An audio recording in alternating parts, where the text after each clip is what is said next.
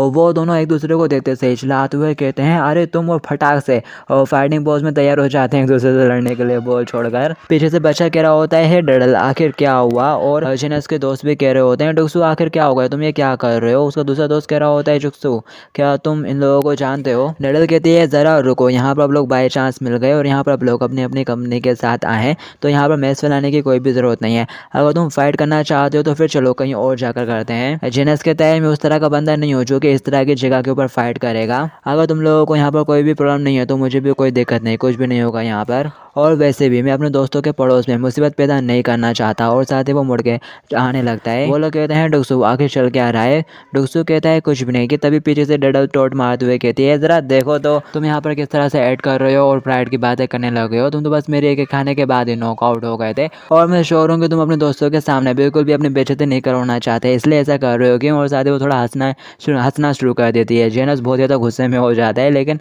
वो कुछ नहीं कहता। उसका दोस्त पूछ रहा होता है अब तुम्हें क्या हो गया, क्या तुम्हारा उन लोगों के साथ कुछ मसला है। जोनस कहता है कुछ भी नहीं, चलो सोकर खेलते हैं। और फिर ये लोग भी फुट वॉलीबॉल खेलने के लिए आ जाते हैं। क्वीन और डडल एक टीम में और वो दोनों भाई एक टीम में होते हैं। बच्चा कहता है चलो तैयार हो जाओ, अब मैं मार रहा हूँ, और वो पैर से किक करके बॉल उनकी तरफ फेंकता है कि तभी डडल उछलते हुए अपने हाथ से बॉल को मार देती है।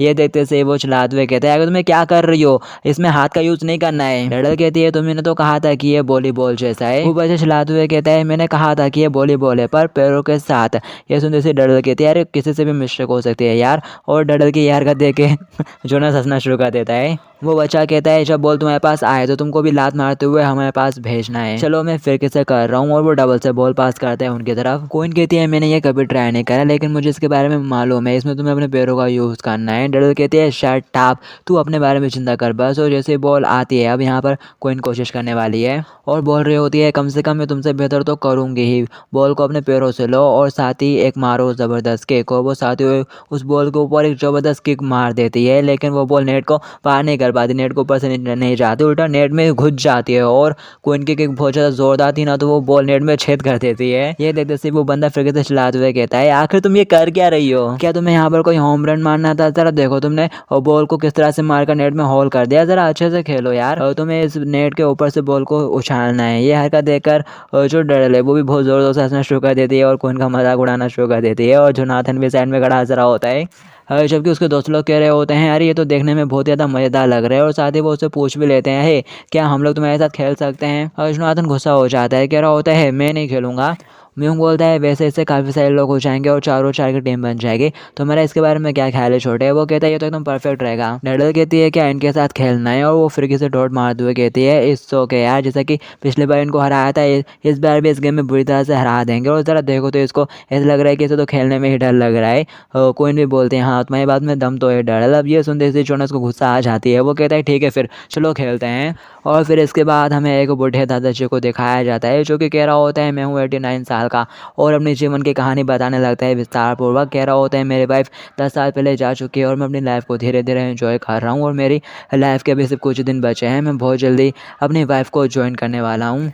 लेकिन डार्लिंग आखिर मेरे साथ एंड में ये हो क्या रहा है। और फिर हमें दिखाया जाता है इन लोगों ने उस बूढ़े दादा को रेफरी बना दिया होता है और बेचारा डंडे से चिपक के बैठा हुआ रहता है और कह रहा होता है क्या दोनों टीम तैयार हो। दोनों साइड के लोग बोलते हैं हाँ हम तैयार है। जोनस कह रहा होता है जस्ट बिकॉज ये लोग फाइटिंग में काफ़ी ज़्यादा अच्छे हैं, इसका मतलब ये नहीं कि हमें ये इस गेम में भी कम आकेंगे, ये लड़कियां कितनी ज़्यादा घमंडी हैं। जबकि डडल उन लोगों को चिढ़ाते हुए कहती है तुम चाहे तो मरोगे, हमारे पास सोकर का एक प्रोडिजी है। जबकि वो बच्चा भी घबराते हुए कह रहा होता है डडल मेरी बहना ध्यान से सुन, सोकर और फुट वॉलीबॉल एक दूसरे से बेहद ही अलग होता है। दादाजी कहते हैं चलो बेटा लोग अब स्टार्ट करो। ये सुनते से वो बॉल पास करना शुरू कर देते हैं। बॉस पहले वो छोटा बच्चा रिसीव करता है और साथ ही वो अपने बड़े भाई को पास कर देता है। उसका बड़ा भाई डडल को पास कर देता है और कह रहा होता है अपने हाथों का यूज़ मत करना। डडल कहती है ठीक है इस बार मैं अपने पैरों का यूज़ करूँगी। और वो उस बॉल के ऊपर अपने टाइकंडो की किक चला देती है एक जोरदार। बेचारी बॉल दादाजी के पास जाके लगती है, उनके तो जैसे प्राण निकल गए।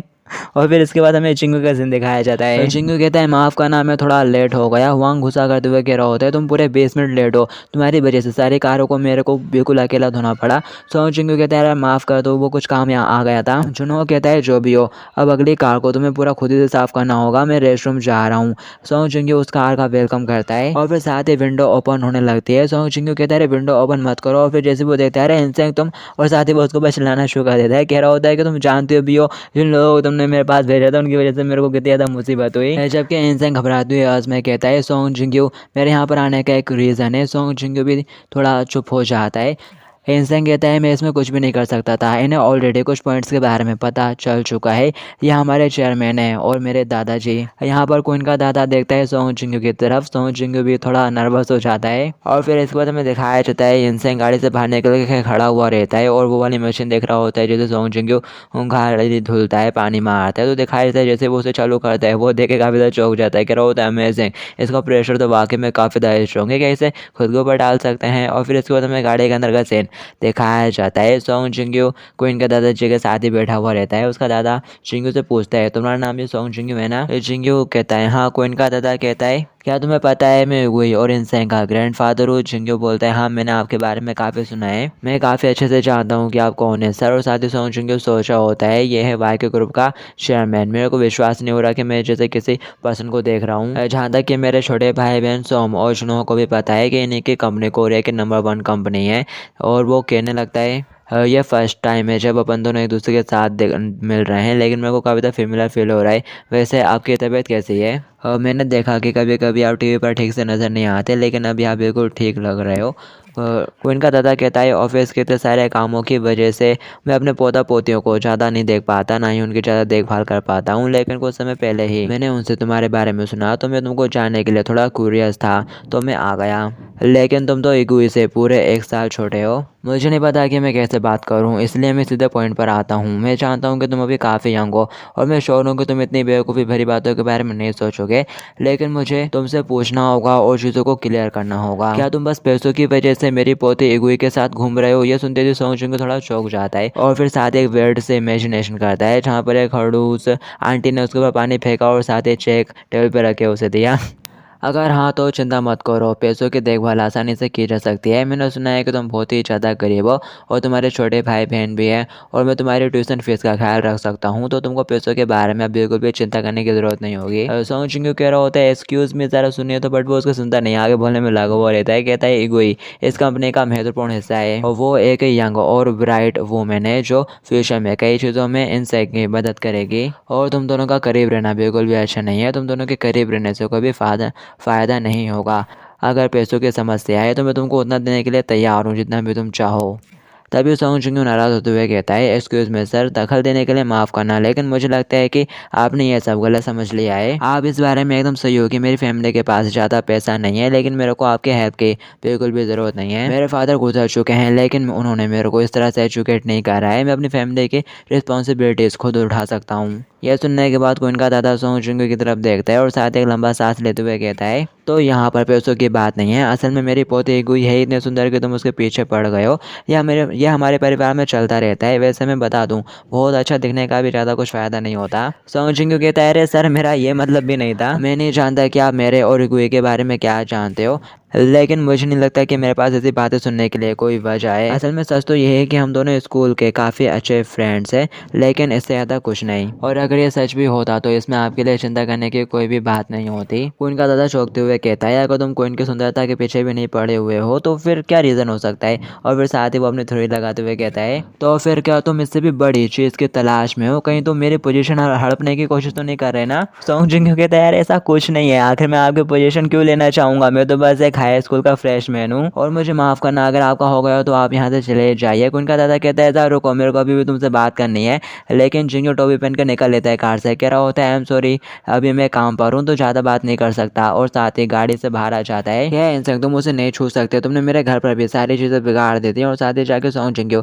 उससे वो पाइप छीन लेता है और उसका कान पकड़ के खींचने लगता है, कह रहा होता है तुमको इसे चालू नहीं करना चाहिए था, क्या तुमको लगता है कि ये तुम्हारा कोई खिलौना है, तुमको थोड़ा पानी बचाना चाहिए यू रास्कल। जबकि ये देखकर वो तो काफ़ी घबरा रहे होते हैं, बल्कि चौंक जाते हैं सोंग जिंग्यू को इस तरह से बिहेव करते हुए देख इंसान के साथ। और फिर नेक्स्ट दिन अपन को डबल से प्लेग्राउंड का दिखाया जाता है। डडल के चेहरे पे बॉल पड़ती है और वो अपना चेहरा पकड़ के वहीं बैठ जाती है, जबकि वो छोटा लड़का डडल के ऊपर चिल्लाना शुरू कर देता है आगे तुमने अपने चेहरे से बॉल को रिसीव क्यों करा यार, तुमको थोड़ा वेट करना चाहिए था और फिर हिट मारना चाहिए था। हो माय मेरा डिफेंस इतना ज़्यादा अच्छा है, मैं यहाँ पे इतने अच्छे से डिफेंस कर रहा हूँ, लेकिन क्या फ़ायदा जब कोई ढंग से बॉल को मार भी नहीं पा रहा। क्वीन भी कहती है हाँ तुमको थोड़ा बेटर करने की ज़रूरत है। और फिर दिखाया जाता है बॉल जोनस इन लोगों के पास होती है। जोनस कहता है तुमको क्या लगा था कि तुम लोग फाइट करना अच्छे से जानते हो तो तुम्हारे लिए ये भी आसान होगा, हाँ। और साथ ही उसका मोटा दोस्त बॉल को लात मारते हुए उनकी तरफ पास करता है। वो छोटा बच्चा फटाक से बॉल के पास जाके उसको अच्छे से संभाल लेता है। टोबी की भाला कहने लगता है ये बच्चा ही उनकी टीम का सबसे ज़्यादा बेस्ट प्लेयर है, ये सबको संभाल लेता है बार बार। दूसरा बंदा भी कह रहा होता है हाँ ये तो काफ़ी ज़्यादा एक्स्ट्राऑर्डिनरी वाला बच्चा है। और जोनास कहता है सभी लोग अलर्ट हो जाओ, अभी ये ख़त्म नहीं हुआ। छोटा लड़का चलाते हुए कहता है कोई नहीं, इस बार तुम मारना। वो कहती है ठीक है।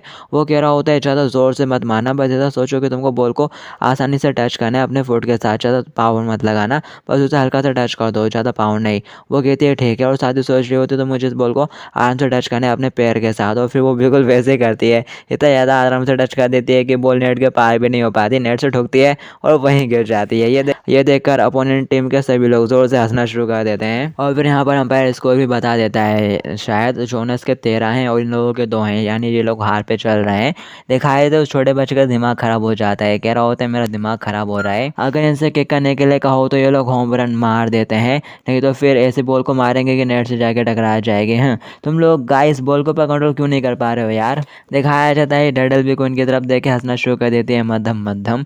कोइन कहती है आगे तुम हंस क्यों रही हो, तुमसे भी तो अच्छे से नहीं खेला जा रहा। ये सुनते ही डडल फटाक से चलाते हुए कहती है तुम तो मेरे से भी बदतर हो। उसका बड़ा भैया के कह रहा होता है अरे फाइट मत करो यार। रेफरी कहता है प्लीज सारे प्लेयर्स शांत हो जाइए और मैच शुरू करिए। डडल सोच रही होती है ये काफ़ी पागलपन की बात है, हम लोगों से बॉल दूसरी तरफ जा ही नहीं रही है, अगर मैं किक मारती भी हूँ और फिर बॉल को कंट्रोल करने की कोशिश भी करती हूँ तो भी बॉल नेट से टकरा जाती है या फिर स्ट्राइक बैक हो जाता है। और फिर तभी वो मोटा बंदा लात मारते हुए उनकी तरफ बॉल फेंक देता है, बॉल बाउंस होते हुए डडल के करीब निकल जाती है। वो लड़का कह रहा होता है ब्रो इस बार तुम संभालना। और फिर साथ ही डडल के दिमाग में कुछ आइडिया आ जाता है कि वो कैसे और कहाँ किक मार सकती है। दिखाया जाता है म्यूंग बॉल को कंट्रोल करने में नाकामयाब हो जाता है तो वो सॉरी बोलते हुए बॉल को फटाक से क्वीन के पास कर देता है। क्वीन सोचती है तो इस बार फिर कैसे मुझे मारना है कि तभी पीछे से डडल आ जाती है, कहती है जर्क जल्दी से अपने स्ट्रेंथ को अपनी बॉडी में डाल। और फटाक से क्वीन के कंधे के ऊपर हाथ रखते हुए वो हवा में चमक कर जाती है और घूमते हुए बॉल को एक जोरदार किक मारती है। बॉल बहुत तेजी से उन लोगों के बीच से होकर गुजर जाती है और आसमान में इसलिए आती है डायरेक्ट तारा बन जाती है। और फिर डडल नीचे लैंड करती है। डडल को समझ में आने लगा है शायद थोड़ा थोड़ा। और फिर इसके बाद अब उनको डबल से वर्कशॉप का सीन दिखाया जाता है। यहाँ पर क्वीन का दादा अपनी कहानी सुनाने में लग जाता है, कह रहा होता है मैं तो बस मिडिल स्कूल से ग्रेजुएट था लेकिन ऐसा कोई काम नहीं जो मैंने किया नहीं। मैंने अपने परिवार के सबसे बड़े बेटे के तौर पर सर्वाइव करने की पूरी कोशिश की लेकिन मैं उनको एक पैसा भी नहीं दे सका। मैंने अपना पहला बिजनेस 17 साल की उम्र में शुरू करा था। क्या तुम जानते हो बाइक ग्रुप को खड़ा करने में मुझे कितनी सारी परेशानियों का सामना करना पड़ा, मैं किन किन मुसीबतों से गुजरा हूँ। हालांकि पिछले 30 सालों में मैंने कभी भी किसी के सामने भी अपना सिर नहीं झुकाया। तुमको क्या लगता है कि कितने लोग हैं इस दुनिया में जो मेरे को इंतज़ार करवाने की पोजीशन में डाल सकते हैं, लेकिन मुझे तुम्हारी तारीफ तो करनी पड़ेगी, तुम काफ़ी अच्छा काम कर रहे हो। सॉन्ग चिंगू कहता है I am very very sorry sir, लेकिन अभी मैं बहुत ज़्यादा बिजी हूँ। क्वीन का दादा चिढ़ते हुए कहता है यू रास्कल मेरे को अभी तुमसे थोड़ी और बात करनी है। शिंगू कहता है अगर ऐसी बात है तो मुझे माफ़ करना लेकिन आपको थोड़ा इंतजार करना पड़ेगा जब तक कि मेरा ये काम ख़त्म नहीं हो जाता। ये सुनते से क्वीन का दादा चिल्लाना शुरू कर देता है, कहता है क्या कहा तूने। और फिर इसके बाद डबल से ग्राउंड की तरफ से शिफ्ट हो जाता है। यहाँ पर दोनों टीमें काफ़ी ज़्यादा थक चुकी रहती हैं। वो छोटा लड़का कहते हैं आप लोग काफ़ी ज़्यादा थक चुके हैं लेकिन तुम लड़कियों ने वाकई में बहुत सारे पॉइंट स्कोर कर दिए। और फिर यहाँ पर रेफरी भी बता देता है फाइनल से 13-13 यानी दोनों टीमों के बीच टाई हो गया। तभी वो लड़का चलाते हुए कहता है चलो 2 पॉइंट का और कर लेते हैं, जिसने पहले 2 पॉइंट करे वो जीत गया। दिखाया जाता है उसका बड़ा भाई थोड़ा हंसते हुए कह रहा होता है डडल तुम तो बहुत ज़्यादा अमेजिंग हो, तुम्हारी वजह से अब लोग यहाँ तक पहुँच पाए। जबकि दूसरी टीम भी तैयार हो जाती है, कहती है ठीक है चलो करते हैं। और फिर वो छोटा लड़का उनकी तरफ बॉल मारता है, एक से मिस हो जाती है लेकिन वो मोटा वाला अपने हेड से पास कर देता है और फिर दूसरा वाला अपने हेड को मारते हुए जेनस की तरफ पास कर देता है। जेनस उन लोगों से कहता है तुम लोग नहीं जीत पाओगे, तुम लोग वीक पॉइंट पर हो। और साथ ही वो घूमते हुए एक जोर की किक मारता है और बॉल सीधे डडल की तरफ जा रही होती है। वो लड़का चलाते हुए कहता है डडल जल्दी से सब कुछ संभाल लेना, जबकि डडल चिढ़ते हुए कहती है आखिर ये बादशाह हमेशा मेरी तरफ ही क्यों एम करता है। और डडल यहाँ पर नहीं रोक पाती बॉल को, पैरों के बीच से गोल होकर निकल जाती है बॉल। वो लड़का कहता है ये क्या फिर कैसे, आखिर ये कैसे पॉसिबल हो सकता है यार। जबकि जोनस की टीम काफी ज्यादा खुश हो जाती है और हंसते हुए कह रही होती है यही उनकी टीम की सबसे ज्यादा बिग स्पॉट है। डडल भी नाराज होते हुए खड़ी हो जाती है। वो लड़का भी कह रहा होता है डडल तुम तो डिफेंस करने में एकदम गंदी हो। जबकि उसका बड़ा भाई कह रहा होता है इसे ओके हम लोग बस डर डरो उनकी वजह से ही यहाँ तक पहुँचे हैं। ये लोग काफ़ी अच्छे हैं ऑफेंसिव में। और फिर वो लोग कह रहे होते हैं बस 1 पॉइंट और करना है फिर ये फिनिश हो जाएगा। और फिर दिखाया जाता है बॉल डबल से उड़ते हुए इन लोगों की तरफ आती है। डडल तेजी से भागते हुए उनके पास जाने लगती है। ये लोग कहने लगते हैं अरे नहीं फिर तो वही होने वाला है क्या। डडल को उनके कंधे के ऊपर हाथ रखने लगती है और कह रही होती है अपनी स्ट्रेंथ अपनी बॉडी के अंदर पुट करो। लेकिन इस बार कोई उल्टा उसके सर के ऊपर ही हाथ रख देती है और बोलती है नहीं इस बार तुम करो। और साथ ही वो उसके सिर के ऊपर हाथ रख के खड़ी होकर हवा में जाके बॉल को एक जोरदार किक मारती है और वो लोग नहीं रोक पाते। नहीं असल में यहाँ पर जोनस बॉल को रोक तो नहीं पाता लेकिन लात मारते हुए थोड़ा साइड में कर देता है। ऑफ साइड चली आती है बॉल। तो इसी बात पर रेफरी इन लोगों को पेनल्टी दे देता है। उन लोगों का 1 पॉइंट बढ़ा देता है। ये सुनने के बाद वो लोग थोड़ा परेशान होने लगते हैं जबकि जोनस कह रहा होता है अरे इट्स ओके अगली बार अपन ही ले जाएंगे परेशान मत हो तुम लोग। और फिर दिखाया जाता है डडल को उनके पास आने लगती है और कह रही होती है चक जरा यहाँ पर आ मैं तेरे साथ सेम साइड पर बिल्कुल भी नहीं रहना चाहती लेकिन इस बार अपन को जीतना है तो ये करना ही पड़ेगा। और साथ ही वो उसके कान में जाकर कुछ तो फुसफुसाती है। कोई उसकी बात सुनने के बाद कहती है ये सब तो ठीक है लेकिन मैं करूँगी। ये सुनते से डडल चलाते हुए कहता है नहीं तुम नहीं कर सकती तू तो बहुत ज़्यादा हैवी है 50 किलो से भी ज़्यादा है तू। ये सुनते से कोई भी थोड़ा चिढ़ते हुए कहती है ऑफ कोर्स क्योंकि तू तो बोनी है और मैं एक नॉर्मल पर्सन हूँ। पीछे वाला बंदा फटाक से उनकी तरफ बॉल पास करता है तो दूसरी टीम वाले भी बॉल को संभालते हुए डबल से इनकी तरफ रिटर्न कर देते हैं। यहाँ पर वो लड़का बॉल को जैसे करके संभाल लेता है और हेड मारते हुए बॉल को थोड़ा हवा में कर देता है क्योंकि डडल ने ऐसा कहा था उसे करने के लिए। और फिर साथ ही डडल तेजी से क्वीन की तरफ भागना शुरू कर देती है और चिल्लाते हुए कहती है हे मॉन्स्टर जिसका वजन 50 किलोग्राम से भी ज्यादा है मैं आ रही हूँ। अगर तुम ये नहीं कर सकती तो तुम्हारा मोटा होना एकदम बेकार है। जोनाथन कहता है अरे नहीं लगता है कि लोग फिर तो वो करने वाले हैं। कोई थोड़ा एम्बेरस होते हुए मुड़ते हुए बोलती है ठीक है मैं तैयार हूँ लेंगे तुम कर तो लोगी ना। डडल चिल्लाते हुए कहती है ओके मैं कर लूंगी शट अप और अब जल्दी से मेरे को उठा। दिखाया जाता है वो अपने हाथों से डडल को हवा में ऊपर की तरफ उछका देती है और फिर डडल भी काफी ज्यादा ऊंचाई पे पहुंच जाती है और वो वहीं से बॉल को एक जोरदार किक मारती है। बॉल उन लोगों के बीच में से होते हुए गुजर जाती है। वो लोग रोक नहीं पाते और फिर अंपायर भी अनाउंस कर देता है कि इनके 15 हो गए और तुम्हारे 14। ये टीम जीत गई। डडल की टीम जीत जाती है यहाँ पर। और फिर इसके बाद अब उनको डबल से सोंग चिंगू का सीन दिखाया जाता है। यहाँ पर रात हो चुकी रहती है और कोइन का दादा भी सोंग चिंगू के पीछे पड़ा रहता है। कह रहा होता है यू लिटिल आगे तुम्हारी हिम्मत कैसे हो रही है मेरे लिए इतनी ज़्यादा मुसीबत खड़ी करने की और तुम क्या बोल रहे थे कि मैं यहाँ से चला जाऊँ यू लिटिल रास्कल। और तुमने मेरे को 3 घंटों तक इतना ज़्यादा इंतजार करवाया और फिर बोल रहे हो क्या तुम घर पे जा रहे हो। वहाँ तुम जानते भी हो कि मेरे पास कितना ज़्यादा वर्क होता है और मैं टाइम निकाल कर तुम्हारे पास आया हूँ और तुम ये सब कर रहे हो। 3 घंटे बहुत ज़्यादा टाइम होता है मैं इतने में कितना कुछ वर्क कर लेता। सोंग चिंगू कहता है मुझे माफ़ करिएगा लेकिन मुझे वीकेंड में अपने बहन भाइयों के लिए खाना भी बनाना पड़ता है और आपने गुस्से में मुझसे कहा था कि मैं चला जाऊँ इसलिए। क्वीन का दादा चिल्लाते हुए कहता है अरे तू चुप कर मैंने बस कहा कि तू चला जा तो तुम्हारी इतनी हिम्मत हो भी गई। तुमको तो ये सुनने के लिए मेरे सामने विनती करनी चाहिए कि आखिर में कहना क्या चाहता हूँ। क्वीन के दादा का मैनेजर कह रहा होता है शर्मन जरा संभल कर जबकि शर्मन गुस्से के साथ चिंगू के सामने चिल्लाते हुए कहता है क्या तुम्हें अभी भी दिखाई नहीं दे रहा कि तुम यहाँ पर गलत हो। ठीक है जाओ घर जाना है तो भाग जाओ। चिंगू परेशान होते हुए कहता है मेरा मतलब आप ही बता दीजिए कि आखिर मुझे वाकई में करना क्या चाहिए। कि तभी को उनके दादा का पैर स्लिप हो जाता है सीढ़ियों पे से वो गिरने लगते हैं। तभी सोंग चिंगू फटाक से आगे बढ़ के उनको संभाल लेता है। चिंगू कहता है मैंने आपको टाइम पर पकड़ लिया क्या आप ठीक हो अभी आप बहुत बुरी तरह से इंजर्ड हो सकते थे तो प्लीज़ पहले शांत हो जाइए मिस्टर। जबकि कोइन का दादा सोच रहा होता है ये लड़का तो काफ़ी भरोसे लायक लग रहा है। और फिर इसके बाद हमें दिखाया जाता है चिंगू ग्रैंपा को अपने घर पे ले आता है। उसके बहन भाई उठ के घूर के ग्रैंपा की तरफ भी देख रहे होते हैं और बोल रहे होते हैं अरे ये दादाजी कौन है। और जुनो बोलता है वाह जरा देखो तो इनके चेहरे पे कितनी ज़्यादा झुर्रियाँ हैं। जबकि इंसान कह रहा होता है सोंग चिंगू जरा मेरे लिए चॉकलेट तो लाना। सोंग चिंगू कहता है मुझे परेशान करना बंद करो हमारे पास ऐसा कुछ भी नहीं है। और साथ ही वो गिलास में पानी रखकर क्वीन के दादा के सामने करता है और कह रहा होता है आई एम सॉरी मिस्टर आपको ऑफर करने के लिए हमारे पास ज़्यादा कुछ नहीं है। ग्रैंपा कहता है आखिर तुमसे किसने कह दिया कि मेरे को कुछ चाहिए चुपचाप जल्दी से यहाँ पर बैठ जाओ। चिंगू कहता है अरे हाँ आपकी कमर। और फिर साथ ही वो पीछे जाकर बैंडेज निकालने लगता है। कह रहा होता है मेरे पास एक पेन रिलीफ मेडिसिन है आप बस इंतज़ार करिए। ग्रैंपा चिल्लाते हुए कहता है यू लिटिल मैंने तो तुमसे कभी नहीं कहा कि मेरे को रिलीविंग मेडिसिन चाहिए जल्दी करो और यहाँ पे बैठ जाओ। और कह रहा होता है वैसे काम के बाद इस चीज़ का यूज़ करना काफ़ी राहत देता है। और फिर साथ ही वो निकाल के उनके पेट के ऊपर लगाने लगता है और पूछ रहा होता है क्या ये जगह है क्या ठीक है यहाँ पर ग्रैंडपा भी कहने लगते हैं हाँ हाँ बस थोड़ा सा नीचे। और सोंग चिंग्यू कहता है आपको थोड़ा संभल कर रहने की ज़रूरत है, आप बहुत बुरी तरह से बेइंजर्ड हो सकते थे। जबकि ग्रैंडपा को तो मज़ा आ रहा होता है मेडिसिन लगवाने में और कह रहे होते हैं वो अब काफ़ी ज़्यादा राहत मिले, काफ़ी अच्छा फील हो रहा है कि तभी वो एकदम से होश में आ जाते हैं और सोंग चिंग्यू को चिल्लाते हुए कहते हैं यू हमेशा यंग मैन, चुपचाप यहाँ सामने बैठ। सोंग चिंग्यू कहता है ठीक है और वो सामने जाके बैठ जाता है। क्वीन का दादा कहता है आखिर तुम मुझे से एक ओल्ड मैन को इतना लंबा इंतजार कैसे करवा सकते हो, आखिर तुमको क्या लगता है कि तुम कौन हो। चिंग्यू कहता है मुझे माफ़ करना लेकिन मैं पहले कुछ भी नहीं कर सकता था क्योंकि मैं अपने काम पर था। I am really really sorry.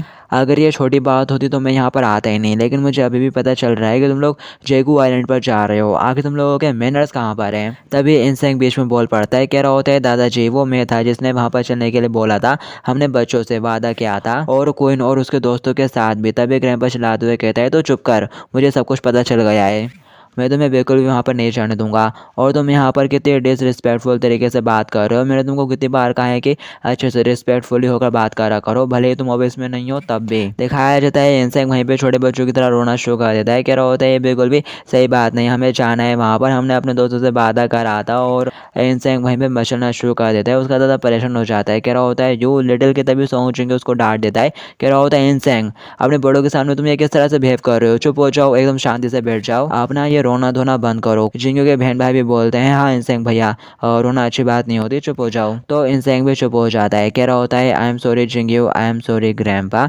चिंग्यू कहता है मुझे माफ़ करिएगा, मेरी वजह से तब अकेला खड़ा हो रहा है, प्लीज़ आप अपनी बात को आगे कंटिन्यू करिए। वो थोड़ा खासते हुए कहता है ठीक है। जैसा कि मैंने कहा मैं इस बात को बिल्कुल भी एक्सेप्ट नहीं कर सकता कि तुम एक के करीब आओ, भले ही तुम और तुम्हारे दोस्त एक साथ जा रहे हो, ये एक ट्रिप है लेकिन ये काफ़ी बेतुका है।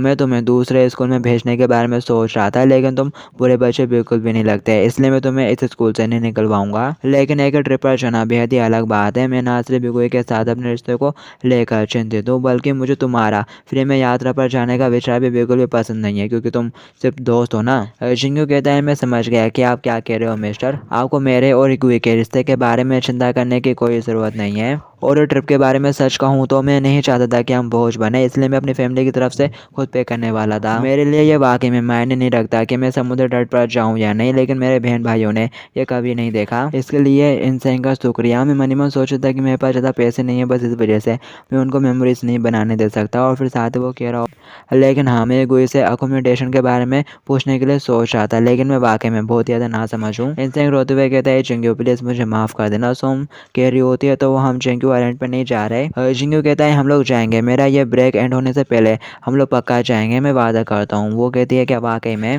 ग्रैंडपा बीच में टोकते हुए कहता है मुझे इस बात से बिल्कुल भी फर्क नहीं पड़ता है कि तुम्हारी फैमिली ट्रिप पे जाए या ना जाए। सो चिंग्यू सिर झुकाते हुए कहता है आई एम सॉरी, आप मेरी वजह से ज़्यादा परेशान हुए, लेकिन क्या मैं आपसे एक चीज़ कह सकता हूँ। वो बोलते हैं क्या बात। ये सच बात है कि गुई और मैं थोड़े करीब हैं और हो सकता है कि मेरे सभी विचार बिल्कुल भी सही ना हो, लेकिन जब ये गुई कंपनी के कारोबार में बिजी रहती है और जब वो अपने दोस्तों के साथ होती है तो वो काफ़ी ज़्यादा अलग होती है और वो एक अडल्ट की तरह होने का नाटक कर सकती है, लेकिन वो अभी भी बस एक हाई स्कूलर है। और मुझे ऐसा लगता है कि जब भी वो एकदम नॉर्मल पर्सन की तरह ऐड करती है, जैसे वो है वैसा बिहेव करती है, तो उससे काफ़ी ज़्यादा खुशी महसूस होती है। मैं जानता हूँ कि मैं इस तरह की बातें कहने की पोजीशन में नहीं हूँ, लेकिन वो आपके अनमोल पोता पोती हैं, है ना। मुझे बस ऐसा लगता है कि आपको उनके बारे में थोड़ा और ज़्यादा सोचना चाहिए। ग्रैंडपा बहुत ज़ोर से ज़मीन पे हाथ मारते हुए कहता है यू लिटिल, क्या कहा तूने। मेरे भी तुम्हारी तरह छोटे बहन भाई थे, यहाँ तक कि जब मैं तुमसे भी ज़्यादा बदतर सिचुएशन में था तब भी मैंने उनकी देखभाल की और अपने बच्चों का भी अच्छे से पालन पोषण किया। तो आखिर एक टीनेज बॉय इसके बारे में क्या जानता होगा। हाँ कि तभी उनके पेट से ज़ोरदार गुड़गुड़ की आवाज़ आती है। सोंग चिंग्यू कहता है क्या आपको भूख लगी है। ग्रैंडपा कहता है नहीं, और तुम ये किस बारे में बात कर रहे हो, मेरी बात सुनो तुम चुपचाप। तभी सोंग चिंग्यू उठ के किचन की तरफ जाने लगता है। ग्रैंडपा चिल्लाते हुए कहता है मैंने कहा मुझे भूख नहीं है, चुपचाप यहाँ पे बैठ जाओ यू लिटिल। चिंग्यू बोलता है मैं अपनी मम्मी को बिल्कुल भी पसंद नहीं करता, लेकिन उन्होंने कहा था अपने घर पर आए हुए मेहमान को कभी भी भूखे मत जाने देना। और फिर सोंग चिंग्यू यहाँ पर उनके लिए रामेन बना के ले आता है। वो देख रहे होते हैं उस बाउल को और फिर साथ ही बहाना मारते हुए कहते हैं मैं इस वजह से नहीं खा रहा कि मैं खाना चाहता हूँ, मैं बस इस वजह से खा रहा हूँ क्योंकि मेरे को चीज़ों को वेस्ट करना बिल्कुल भी पसंद नहीं है। मैं कभी भी कुछ भी नहीं खाता जब तक कि वो मेरे प्राइवेट शेफ ने ना बनाया हो। हो, मैं इसी तरह का पर्सन हूँ।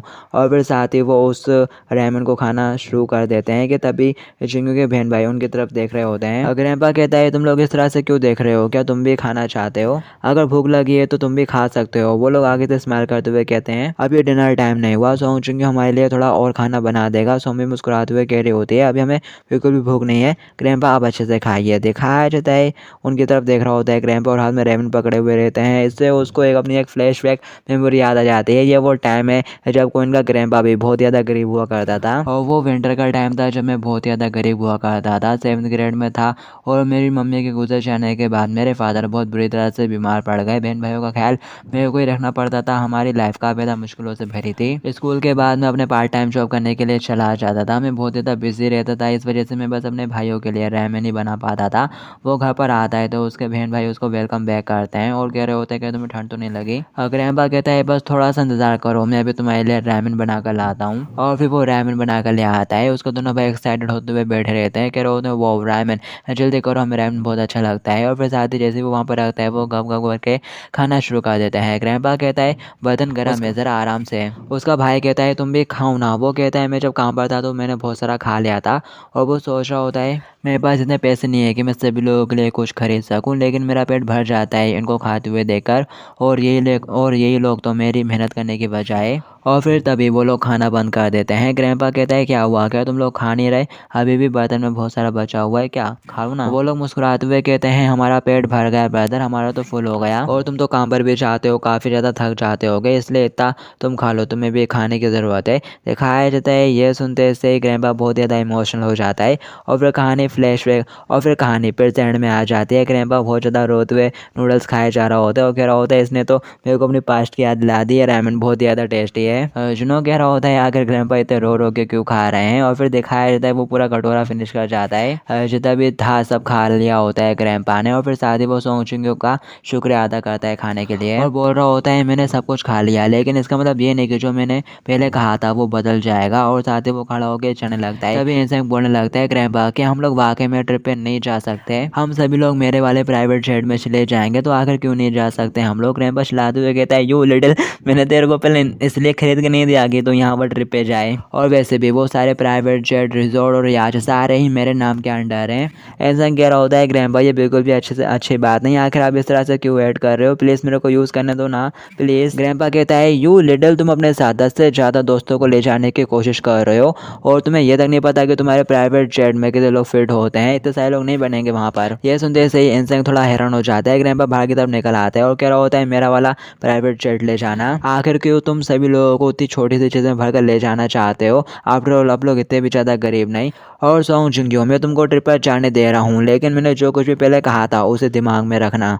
सोंग जिंग्यो कहता है ठीक है सर। और बस गाइस इस एपिसोड के लिए इतना ही है, बाकी की स्टोरी आप लोग नेक्स्ट एपिसोड में जानेंगे। जब तक के लिए टू बी कंटिन्यूड।